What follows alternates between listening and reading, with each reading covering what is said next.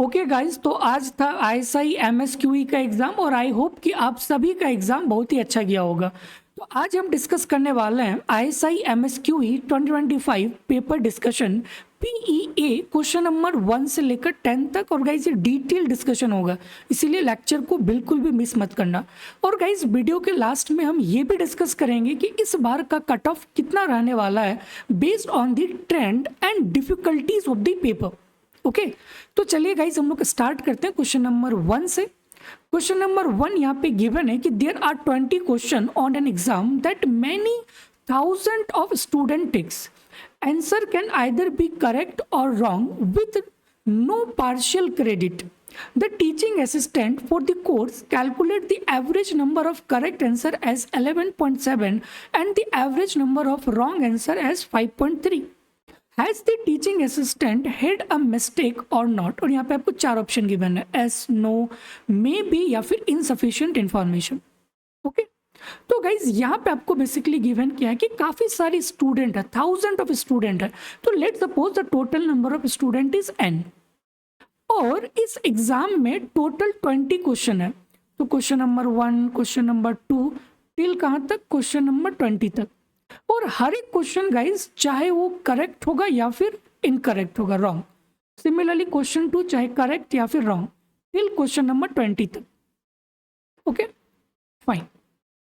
और आपको ये भी गिवन है कि जो average number of correct answer, average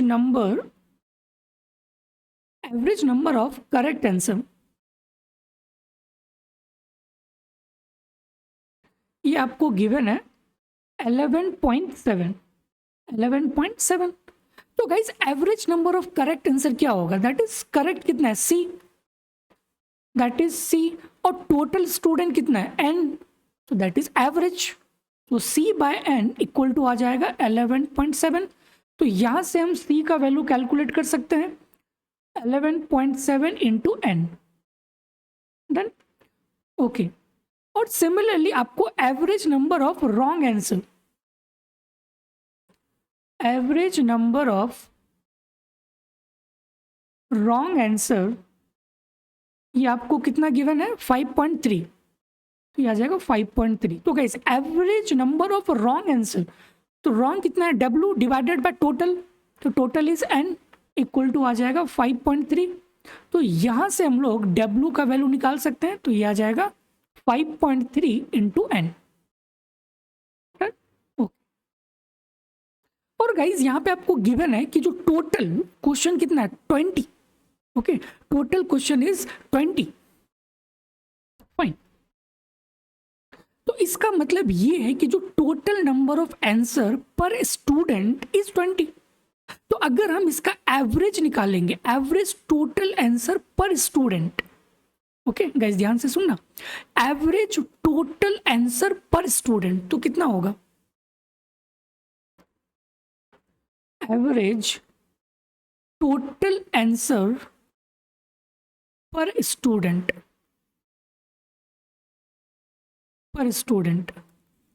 तो guys average total answer per student, तो आंसर क्या है कि चाहे वो करेक्ट होगा या फिर इनकरेक्ट होगा, तो यह आ जाएगा c plus W divided bye n। और c का वैल्यू आपको मालूम है, that is 11.7 into n plus w का वैल्यू गिवन है, that is 5.3n divided by n। तो गाइज ये कैंसिल हो जाएगा n और n, तो यहाँ से 11.7 प्लस 5.3, तो ये आ जाएगा 17।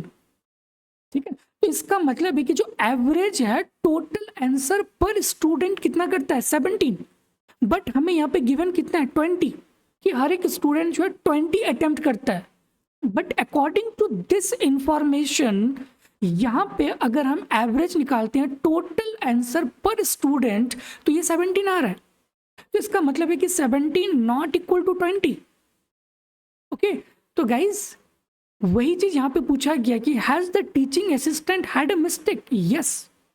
तो करेक्ट आंसर क्या हो जाएगा, option number A, simple. Okay guys कुछ भी नहीं किए, जस्ट यहाँ पे आपको 20 क्वेश्चन गिवन है और total student let suppose n है। ओके तो यहाँ पे जो कंडीशन गिवन था कि average number of correct answer, तो average number of correct answer क्या हो जाएगा, सी बाय एन, तो यहाँ से सी का वैल्यू आ गया। Similarly average number of wrong answer that is 5.3, तो W by N equal to 5.3, तो यहाँ से डब्ल्यू का वैल्यू आ गया। अब हम बात करते हैं average total answer per student, तो that is C plus W divided by N, तो सी का वैल्यू पुट करो, डब्ल्यू का वैल्यू डिवाइडेड बाय एन, तो यहाँ से 17 आ गया। तो ये एवरेज है total answer per student that is 17, but actual में है कितना 20, तो कैसे कॉन्ट्राडिक्ट हो रहा है, तो इसका मतलब है कि यहाँ पे कुछ ना कुछ तो मिस्टेक है, तो इसीलिए करेक्ट आंसर हो जाएगा option number A. Okay okay guys, move to question number 2। Given है कि to examine the effect of smoking two studies consider pair of twins, each study examine 20 pair. तो यहाँ पे दो स्टडी की जाती है, फर्स्ट स्टडी और second study regarding the effect of smoking. ठीक है, तो फर्स्ट स्टडीज में क्या है कि in 15 out of 20 pairs smoking twin diet first. ठीक है, तो 20 में से 15 जो है स्मोक के कारण डाइड होता है, और सेकंड स्टडी में 20 पेयर्स में से 12 पेयर ऐसे हैं जो कि स्मोकिंग के कारण डाइड होता है, और ये 8 पेयर्स है जो कि non smoking twins died first. Guys ये नॉन स्मोकिंग है, यहाँ पे भी ये नॉन स्मोकिंग है, बट हमें यहाँ पे क्या निकालना है, इफेक्ट ऑफ स्मोकिंग, तो हमें सिर्फ स्मोकिंग पे टारगेट करना है, नॉन स्मोकिंग पे नहीं। Done. Assuming that within a pair the smoking and non-smoking twin are equally likely to die first, what is the ratio of the probability of observing the outcomes in the first study to that of the second study? ठीक है, तो हमें यहाँ पे ratio निकालना है, probability of the observing of the outcomes in the first studies। तो let's suppose the probability, okay, let's suppose this is the probability P1, P1 basically indicating that the effect in first study that the person is died by smoking, and similarly here let's suppose the P2 is indicating the second studies where the peoples are died due to smoking। ठीक है, तो हमें यहाँ पे P1 by P2 का value निकालना है, तो P1 by P2 का वैल्यू क्या होगा, इक्वल टू 1 होगा, लेस देन 1 होगा, ग्रेटर देन 1 होगा, या फिर insufficient information is given. Okay, I hope guys कि आपको क्वेश्चन समझ आ गया होगा। ओके और गाइज यहाँ पे बाइनोमियल यूज होगा, क्यों, क्योंकि guys smoking and non smoking, तो कोई भी इवेंट है अगर उसका 2 ही आउटकम्स है तो वहां पे हम लोग बाइनोमियल यूज करेंगे, सिंपल। तो इसका मतलब ये है कि इस क्वेश्चन पे हम लोग बाइनोमियल यूज करेंगे। डन। ओके और गाइज हमें बाइनोमियल का पीडीएफ पता है। ठीक है, तो यहाँ पे कितना टोटल इज 20, टोटल इज 20, और उसमें से 15, उसमें से जो है 15 जो है स्मोक के कारण डाइड होता है। तो गाइज हम लोग लिख सकते हैं ना 20C15 इंटू हाफ पे पावर 15 इंटू हाफ पे power 5। Okay, smoking and non smoking, तो गाइज प्रोबेबिलिटी ऑफ स्मोकिंग क्या होगा, half, and non smoking that is half, तो वही चीज तो गाइज यहाँ पे लिखे। सिमिलरली इसका भी गाइज लिख सकते हैं, टोटल है 20, अब इसमें से 12 जो आपका डाइड होता है, तो यहाँ पे आ जाएगा 20C12 हाफ पे पावर 12, और रिमेनिंग क्या बन जाएगा, हाफ पे पावर 8। सिंपल। अब गैस इसी का रेशियो आपको निकालना है, तो let suppose this is P1 and this is P2, तो दोनों को डिवाइड कर दो, you will get the answer, simple. Okay okay, तो according to first study, according to first studies, तो गाइज यहां से P1 का वैल्यू कितना आ रहा है 20C15, 20C15, और गाइज ये बेस सेम है तो पावर ऐड हो जाएगा, तो 1/2 पे पावर 15, 20। डन। ओके, अगर हम निकालेंगे according to second studies, according to second studies. तो गाइज इसका प्रोबेबिलिटी कितना होगा, टोटल आपका 20 पेयर्स है और उसमें से 12 का डेथ होता है due to smoking. So 20C12 और गाइज यहाँ पे भी 1/2 सेम बेस सेम है तो पावर ऐड हो जाएगा, तो हम डायरेक्ट यहाँ पे लिख देते हैं 1/2 पे पावर 20, सिंपल। अब P1/P2 गाइज निकालो, P1 डिवाइडेड बाई P2, तो P1 गाइज कितना है 20C15 इंटू 1/2 पे power 20 divided by 20C12 into 1/2 पे पावर 20। तो गाइज ये कैंसिल हो जाएगा और इसको सॉल्व कर लेंगे 20C15 डिवाइडेड बाय 20C12, ठीक है। Just find out this values. तो गाइज इसका वैल्यू जो है ना अप्रॉक्स आएगा 0.12 जो कि लेस देन 1। तो करेक्ट आंसर क्या बन जाएगा, ऑप्शन नंबर बी, कि जो रेशियो है वो लेस देन 1 होगा, simple. Okay guys, move to question number 3।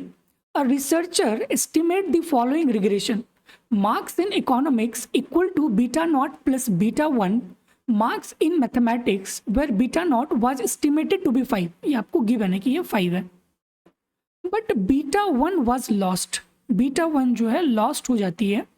The average marks in economics and mathematics where 65 and 90 respectively. तो हमें एवरेज मार्क्स गिवन है इकोनॉमिक्स में और मैथमेटिक्स में, that is 65 and 90 respectively. If someone score 75 in mathematics, then the predicted score is what, 55, 75, 40 या फिर 65, done. तो guys let suppose जब गाइज आप इकोनॉमेट्रिक्स में ये चीज़ पढ़े हैं कि जब आप डेटा को कलेक्ट करते हो तो फिर उसके बाद आप मॉडल बनाते हो in terms of this y equal to alpha plus beta xi, और xi आपका क्या होता है इंडिपेंडेंट वेरिएबल और y आपका क्या होता है डिपेंडेंट वेरिएबल। तो सेम चीज़ ये वाला, तो ये आपका डिपेंडेंट वेरिएबल है और ये आपका इंडिपेंडेंट वेरिएबल है। तो let suppose this is y equal to beta nought plus beta 1 x, ठीक है।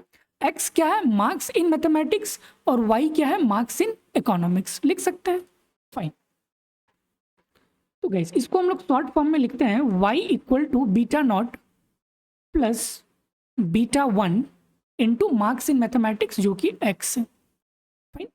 और गाइस इसका हमें एवरेज वैल्यू गिवन है, एवरेज मैथमेटिक्स का 90 और इकोनॉमिक्स का जो एवरेज है दैट इज 65, ठीक है। तो इसका मतलब है कि y bar equal to 65 and x bar equal to 90, x bar equal to 90। और हमें ये निकालना है कि अगर स्कोर 75 होता है देन उसका फिर नेक्स्ट स्कोर क्या होगा, फाइन। गाइज OLS का एक बेसिक एजम्पशन है, आपको पता होना चाहिए कि अगर आपका model y equal to alpha plus beta x nought है देन ये जो रिग्रेशन लाइन है ये ऑलवेज पास होगा किससे, मीन वैल्यू से, x बार y बार से ऑलवेज पास होगा, ठीक है। तो सेम चीज वही है कि जो ये लाइन है ये लाइन ऑलवेज पास करेगा मीन वैल्यू से, मीन वैल्यू से। गाइज ये आपका एजम्पशन है OLS का, ठीक है। तो जब ये गाइस पास करेगा तो इसका मतलब है कि गाइस उसको कट करेगा मीन वैल्यूज को, जैसे ये रिग्रेशन लाइन है और मीन यहाँ पे है, मीन यहाँ पे है मतलब ये x बार y बार, तो गाइस ये इसको कट करेगा, हाँ ये इसको टच करेगा। तो इसका मतलब है कि अगर x डैश का वैल्यू 90 होगा तो जस्ट पुट करो यहाँ पे कि y bar 65 equal to beta nought का वैल्यू 5 है plus beta 1 into x bar that is 90। तो इसको गाइस सॉल्व करेंगे तो हमें बीटा 1 का वैल्यू आ जाएगा, तो बीटा 1 का वैल्यू आ जाएगा 2/3।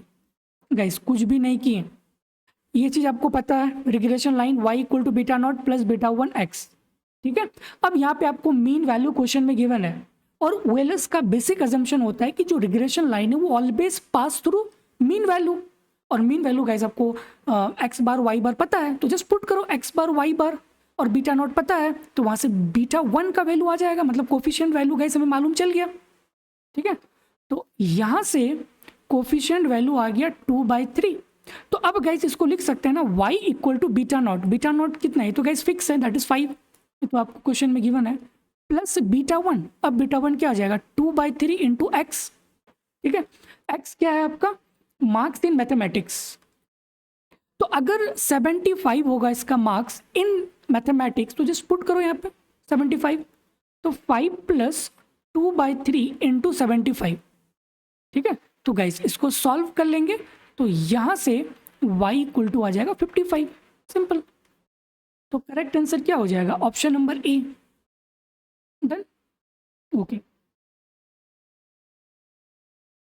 Okay guys, question number 4 given है कि consider the experiment of tossing two fair coin, let the event A be head on the first coin, the event C be head on the second coin, the event D be that both coin matches, मतलब head head tail tail, the event G be a two head, then which of the following is false.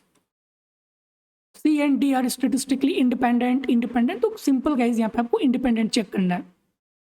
Fine, okay. तो guys यहाँ पे क्या है कि दो coin को आप उछालते हो, तो जब दो कॉइन को उछालोगे तो उसका जो पॉसिबल वैल्यूज है गाइज वो क्या क्या हो सकता है, head head, head tail, tail head और टेल टेल, यही होगा ना पॉसिबल वैल्यूज। Done, fine. और यहाँ पे इवेंट ए आपको डिफाइन है कि जो इवेंट ए है head on the first coin. ठीक है, फर्स्ट कॉइन में हेड आ रहा है फर्स्ट में, तो गाइज फर्स्ट में आपका क्या हो जाएगा हेड हेड और हेड टेल, क्योंकि फर्स्ट में हेड है ना, यहाँ पे भी फर्स्ट में हेड है, तो ये आपका आ गया इवेंट ए। इवेंट बी आपका डिफाइन क्या है, sorry not B, event C define है।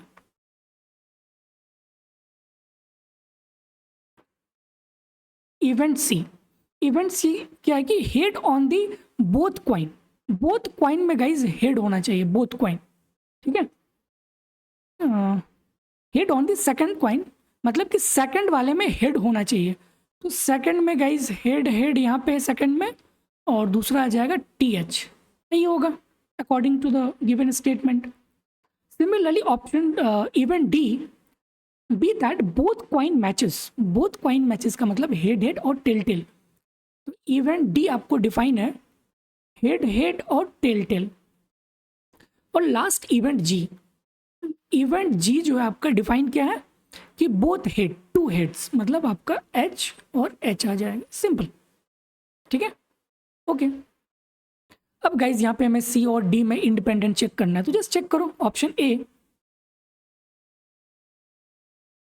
ऑप्शन ए कि सी एंड डी आर इंडिपेंडेंट, ये चीज हमें चेक करना है। ठीक है, तो गाइज सबसे पहले probability of C find out करो। Probability of C, favourable outcomes कितना है 1 2 divided by total outcomes, total outcomes 1 2 3 4। ठीक है, तो ये आ जाएगा 1/2।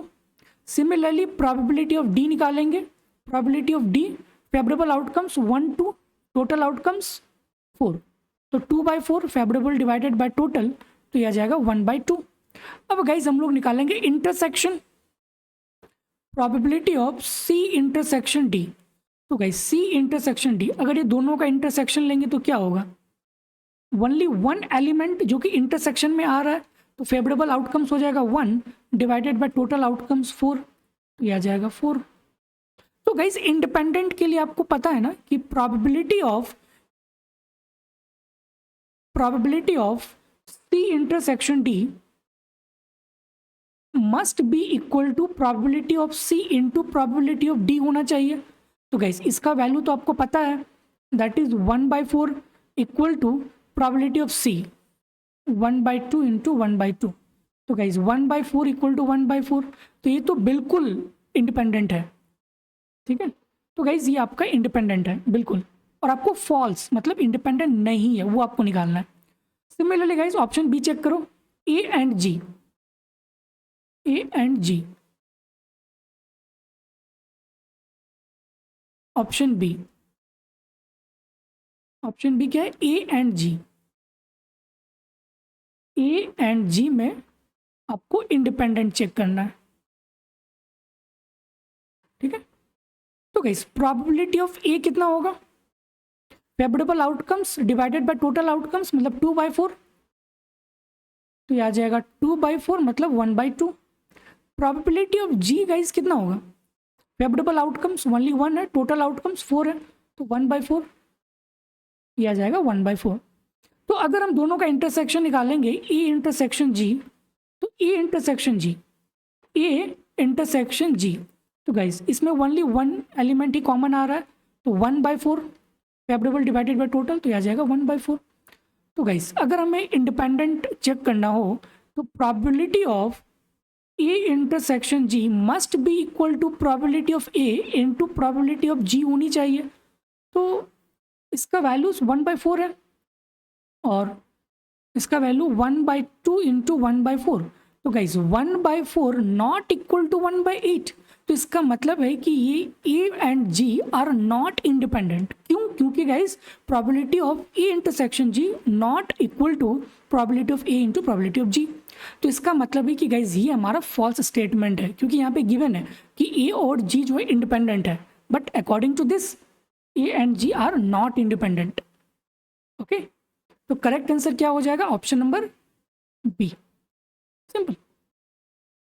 Okay okay guys, move to question number 5। Given है कि a bowl contain 5 chips, 3 marked ₹A and 2 marked ₹4। A player draws 2 chips at random and is paid the sum of the values of the chip.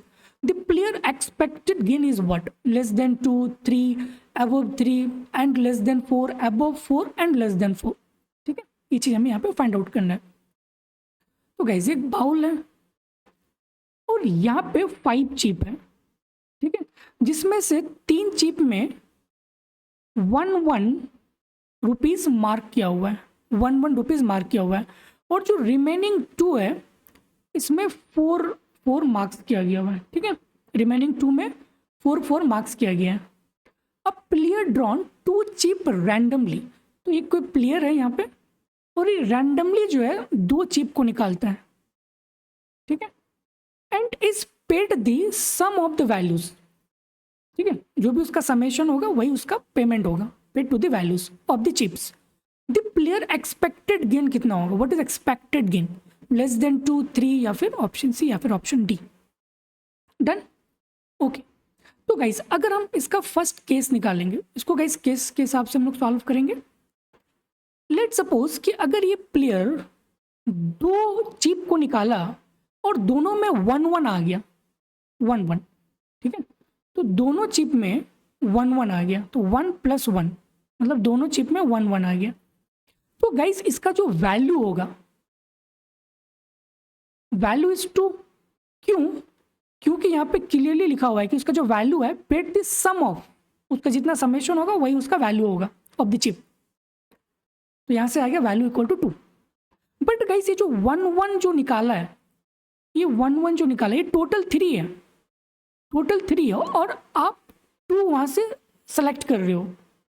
ठीक है, तो इतना combination guys उसका बनेगा 3C2। ठीक है, तो अगर हम इसका नंबर ऑफ सच कॉम्बिनेशन निकालेंगे, नंबर ऑफ सच कॉम्बिनेशन, तो गाइस ये क्या बन जाएगा 3C2।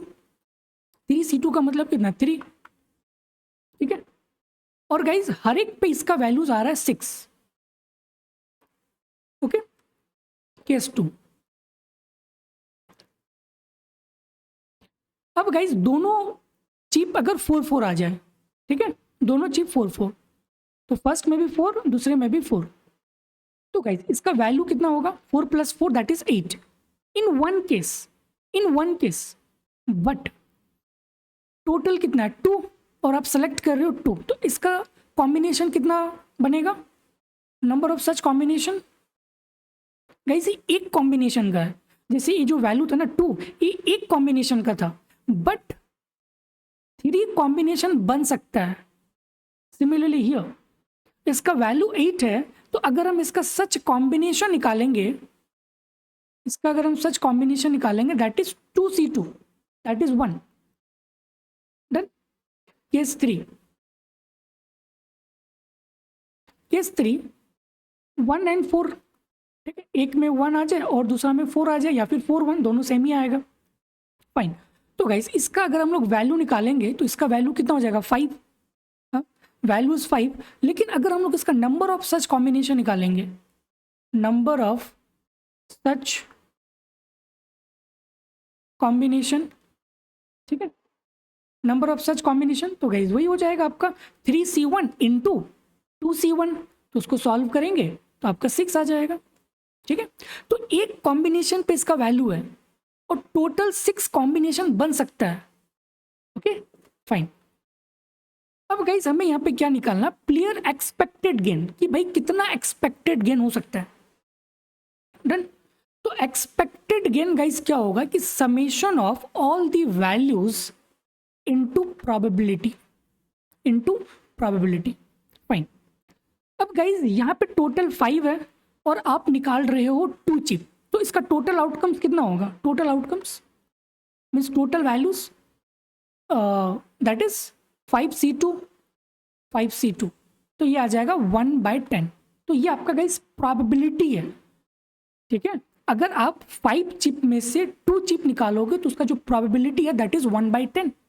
और आप यहाँ पे जो है 2 चिप निकाल रहे हो 1 1 4 4 और 1 4 के कॉम्बिनेशन में, बट उसका जो प्रोबेबिलिटी है वो ऑलवेज 1/10 होगा अगर आप 5 में से 2 चिप को निकालोगे। तो अगर इसका वैल्यूज की गाइज अगर हम बात करें तो इसका वैल्यूज 2, बट कितना सच कॉम्बिनेशन बन सकता है 3, तो एक वैल्यूज पे 2 है तो 3 वैल्यूज पे कितना होगा 6, तो ये आ जाएगा 6 into 1/10 plus similarly 8 into 1, 8 into 1 into 1/10, 8 into 1 into 1/10 plus इसका वैल्यू कितना 5, 5 into 6 into this is value, this is value, okay, into probabilities तो 1/10 है। अब सिंपल इसको सॉल्व कर लेंगे, तो जब आप इसको सॉल्व करोगे तो इसका वैल्यू आ जाएगा 4.4, 4.4 जो कि अबव 4 एंड लेस देन 5, तो करेक्ट आंसर क्या हो जाएगा ऑप्शन नंबर डी। ठीक है, simple guys. Move to question number 6। Given है कि a linear regression of y on x is run on 2 different sample, 2 अलग अलग सैंपल है। The R square of the first regression is greater than that of the second. It follows that, और यहाँ पे आपको 4 option given है। The estimated coefficient on x is greater in the first regression than in the second. The absolute value of the estimated coefficient on x is greater in the first regression than in the second, या फिर the variance of y is smaller in the first sample. ठीक है, तो regression क्या है y on x, तो y on x पे आपका रिग्रेशन है on 2 different sample, 2 different sample. ठीक है, फाइन।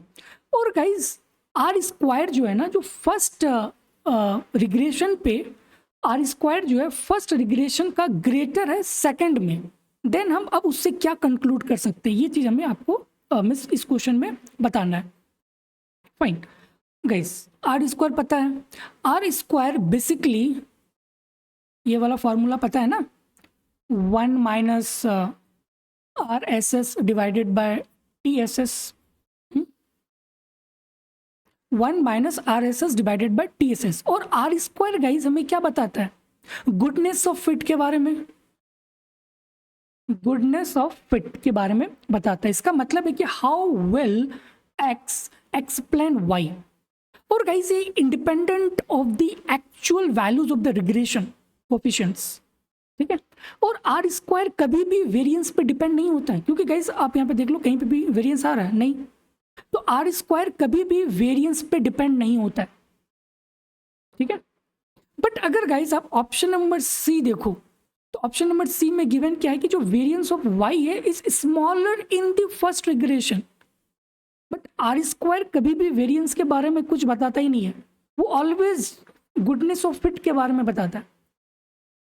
ओके ओके गाइस, तो यहाँ पे सबसे पहले हम लोग ऑप्शन को एनालाइज करेंगे कि अकॉर्डिंग टू ऑप्शन क्या होगा। तो यहाँ पे ऑप्शन नंबर ए में गिवन है कि the estimated coefficient of x is greater in the first regression than in the second. ठीक है, अगर ये स्टेटमेंट यहाँ पे गिवन है कि R square of the first regression is greater than that of second, तो गाइस यहाँ पे क्या है कि let suppose this is model 1 और ये आपका है मॉडल 2। ठीक है, तो जब आप इस मॉडल को रन किए तो यहाँ से जो आर स्क्वायर का वैल्यू आया that is R square 1 and यहाँ से इसका वैल्यू आया आर स्क्वायर 2। और आपको क्वेश्चन में गिवन है कि इसका जो आर स्क्वायर है मॉडल 1 का वो ग्रेटर है मॉडल 2 से, ये आपको गिवन है, दैट इज गिवन। अगर हम ऑप्शन ए की बात करें कि एस्टिमेटेड कोफिशिएंट ऑन एक्स, इसका जो एस्टिमेटेड कोफिशिएंट है एक्स का वो ग्रेटर होगा first regression than in the second, guys ये बिल्कुल स्टेटमेंट रॉन्ग है। क्योंकि अगर आर स्क्वायर ग्रेटर है in the first model than the second, तो हम ये कभी भी नहीं कह सकते हैं कि उसका जो कोफिशिएंट वैल्यू है वो भी ग्रेटर होगा फर्स्ट में। जैसे यहाँ पे अगर इसका R square in model 1 is greater than R square 2, तो हम ये कभी भी नहीं कह सकते हैं कि इसका जो कोफिशिएंट वैल्यू है इन मॉडल 1 ये भी ग्रेटर होगा मॉडल 2 से। नहीं, ये चीज़ हम नहीं कर सकते हैं, क्योंकि गाइस आर स्क्वायर कभी भी कोफिशिएंट पे कंपेयर नहीं करता, ये ऑलवेज गुडनेस ऑफ फिट के बारे में बताता है। तो इसका मतलब है कि ऑप्शन ये तो बिल्कुल गलत है। डन। अगर हम ऑप्शन बी की बात करें, the absolute value of the estimated coefficient on x is greater in the first regression than in the second, तो सेम चीज गाइस कि ये कभी भी ये चीज नहीं कहता कि हाँ उसका कोफिशिएंट लार्जर है या फिर स्मॉलर है based on the R square information, ये भी नहीं। Option C, the variance of y is smaller in the first sample, तो अगर आर स्क्वायर इन मॉडल 1 का ग्रेटर है means larger than the R square value in model 2, तो हम ये भी नहीं कर सकते कि हाँ इसका जो वेरिएंस है वो कम होगा, नहीं, क्योंकि आर स्क्वायर कभी भी गाइस वेरिएंस के बारे में डील नहीं करती है, वो ऑलवेज गुडनेस ऑफ फिट के बारे में बताता है, दैट्स इट। तो इसका मतलब है कि ऑप्शन सी भी हमारा क्या होगा, गलत होगा। तो करेक्ट आंसर क्या हो जाएगा, none of the above, simple. ठीक है,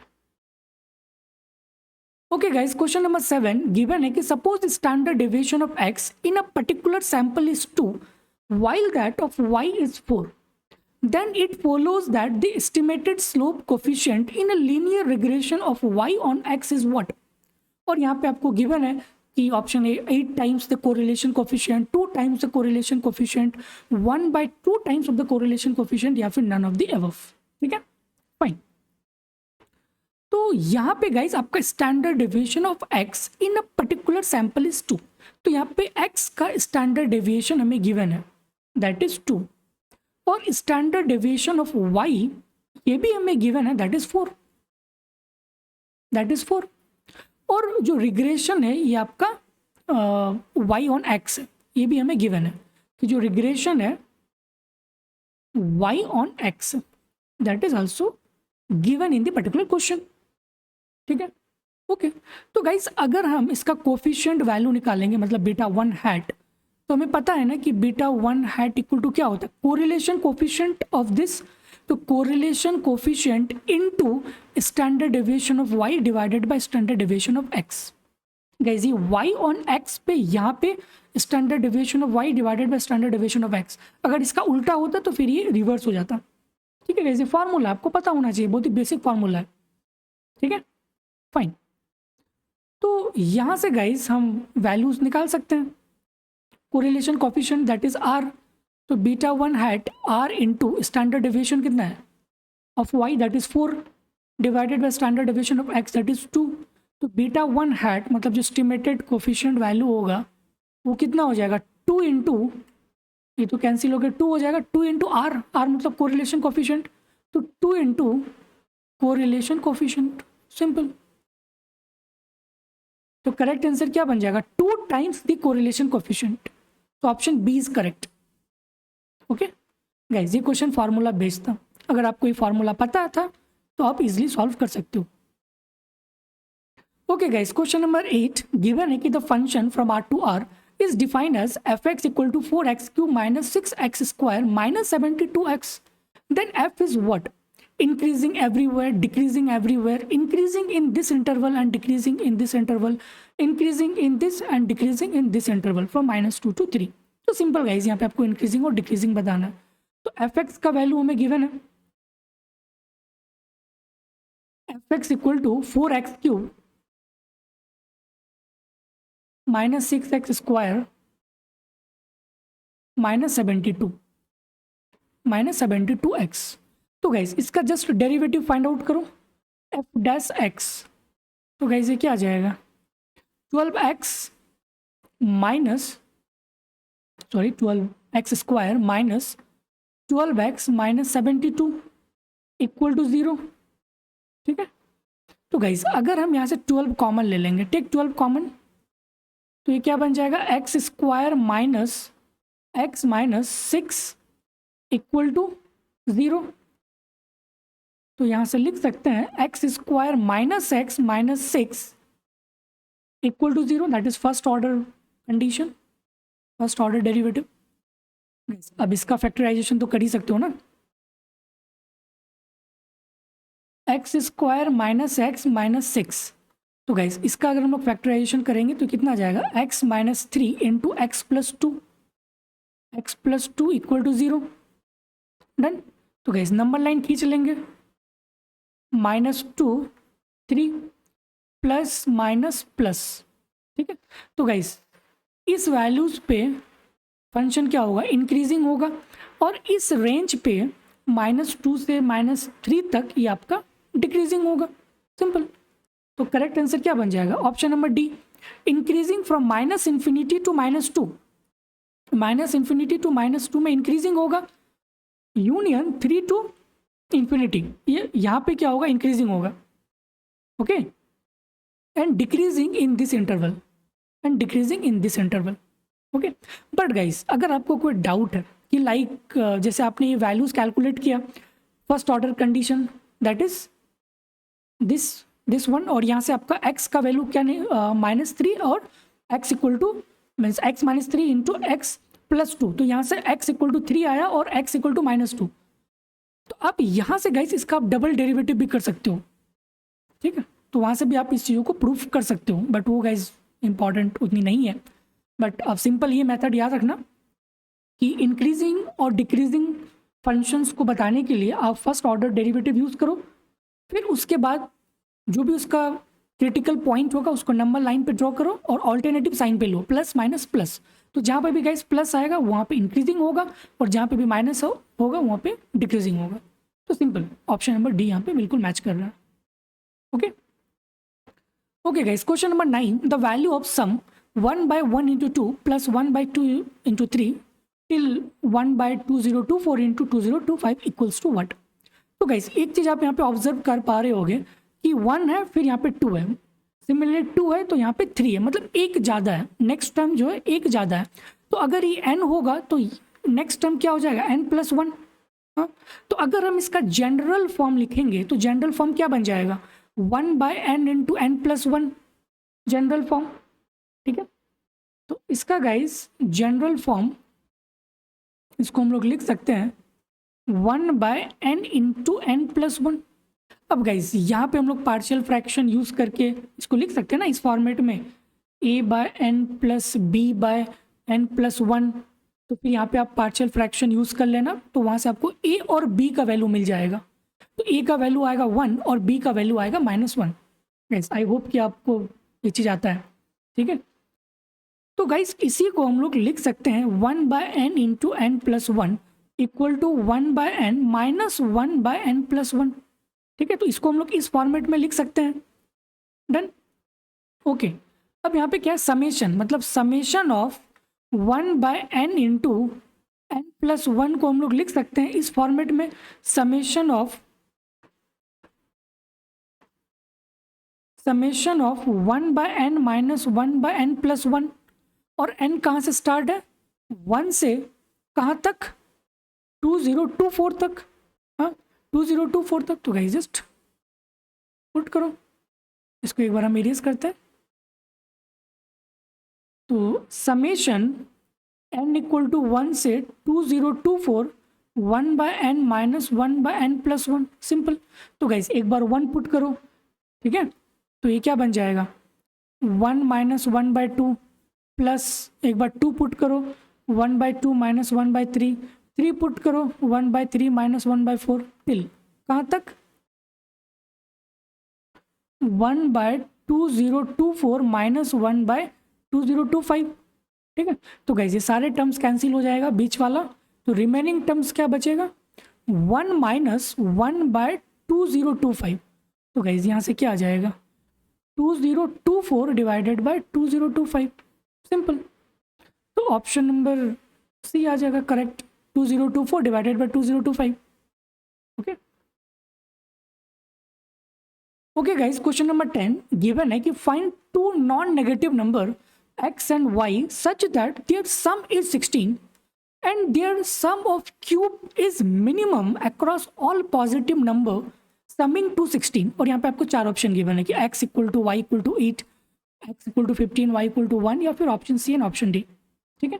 तो टू नॉन नेगेटिव नंबर है x और y, हमें फाइंड आउट करना है two non negative number x and y such that their sum, उसका जो समेशन है x plus y that is 16।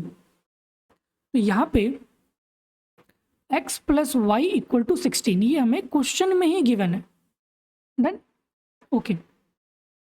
And there sum of cubes is minimum, sum of cube मतलब इसका जो क्यूब है x cube plus y cube ये minimum होनी चाहिए across all positive number summing to 16। तो किस वैल्यूज पे होगा x equal to y equal to 8 या फिर x इक्वल टू 15 1 या फिर क्या, किस वैल्यूज पे ये हमें मिनिमम होगा, गॉट इट।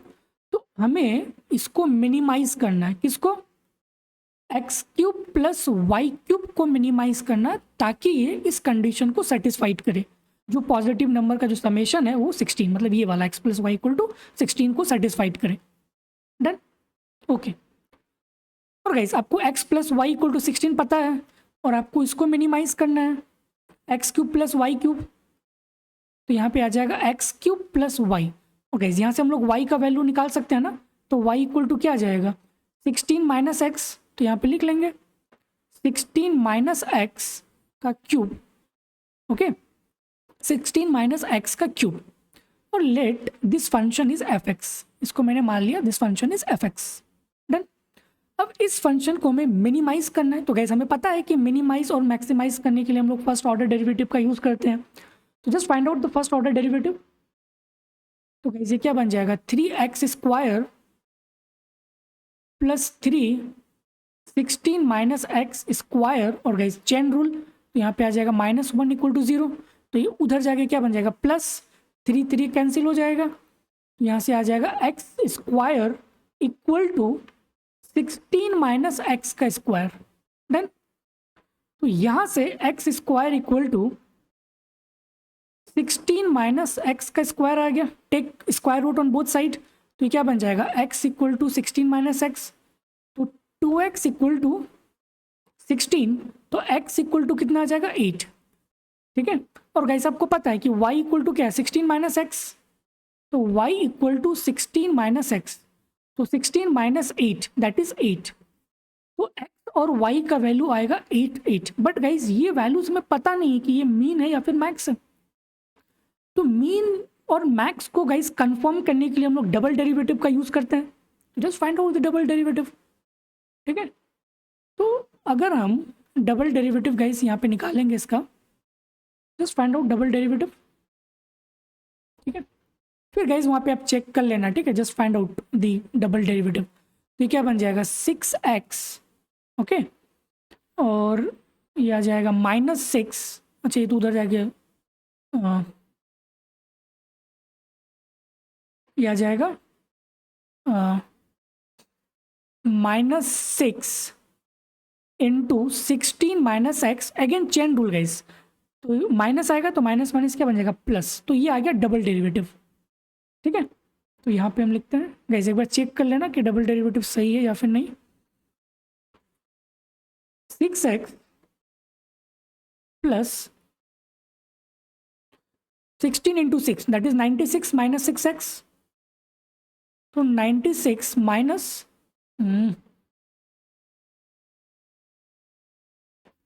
96 माइनस 6x, तो गाइस 6x कैंसिल हो गया। तो जो डबल डेरिवेटिव है गाइस ये पॉजिटिव आ रहा है। ओके तो इसका मतलब है कि जो फर्स्ट ऑर्डर डेरिवेटिव से जो पॉइंट निकला है वो पॉइंट ऑलवेज क्या होगा, मिनिमम होगा।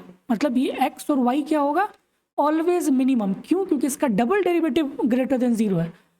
और हमें ये चीज़ पता है कि अगर डबल डेरिवेटिव ग्रेटर देन 0 रहे देन उस कंडीशन में जो पॉइंट होगा वो पॉइंट ऑलवेज मिनिमम होगा। और वही चीज़ तो गाइज हमें यहाँ पे निकालना है कि minimum means minimize this x cube plus y cube. तो किस वैल्यूज पे गाइज होगा, x equal to y equal to 8 पे। तो करेक्ट आंसर क्या बन जाएगा, option number A, simple. Okay okay guys, तो अब हम बात करते हैं कि कितना कट ऑफ रहने वाला इस बार का। तो गाइज अकॉर्डिंग टू जो हम पेपर को जो एनालाइज किए तो पेपर गाइज ठीक था, नॉर्मल पेपर था। ठीक है, उतना भी टफ नहीं उतना भी इजी नहीं, नॉर्मल पेपर था। और इस बार गाइज इंटरव्यू भी नहीं है। ठीक है, तो कट ऑफ तो गाइज थोड़ा तो रहेगा। ठीक है, तो मेरे अकॉर्डिंग जो जनरल का गाइज जो कट ऑफ रहने वाला वो तो 90 प्लस रहेगा ही रहेगा, ये तो श्योर है। अकॉर्डिंग टू गाइज पेपर का जो लेवल था उसको देखते हुए 90 प्लस PEA में तो रहेगा। और OBC की गाइज अगर बात करें तो 82 से लेकर 85 के बीच में, और SC ST की बात करें तो 75 के आसपास। ठीक है, तो ये गाइज कट ऑफ रहने वाला इस बार का अकॉर्डिंग टू मी। ठीक है, और गाइज ये सही भी हो सकता है या फिर गलत भी हो सकता है, ये जस्ट एक प्रिडिक्शन है। ठीक है, बट हाँ जो गाइज हम पेपर को एनालाइज किया ना तो मेरे अकॉर्डिंग तो 90 प्लस जनरल का तो रहेगा ही रहेगा। फर्स्ट कट ऑफ की बात करते हैं क्योंकि गाइज इस बार इंटरव्यू नहीं है। और ISI में गाइज काफ़ी सारे स्टूडेंट्स यहाँ पे बैठते हैं, IIT वाले बैठते हैं, NIT वाले, कॉमर्स वाले। तो उन लोग का गाइज मैथमेटिक्स स्टेटिस्टिक्स तो उन लोगों का काफ़ी अच्छा रहता है। तो उस कंडीशन में वहाँ पे क्या होगा कि वो लोग कट ऑफ को हाई कर देगा। ठीक है, तो देखते हैं गाइस इसका जब कट ऑफ आएगा। बट हाँ ये एक जस्ट प्रिडिक्शन है, एक्चुअल नहीं है। ठीक है, ओके गाइस, थैंक यू। फिर मिलते हैं नेक्स्ट वीडियोस पे। ओके।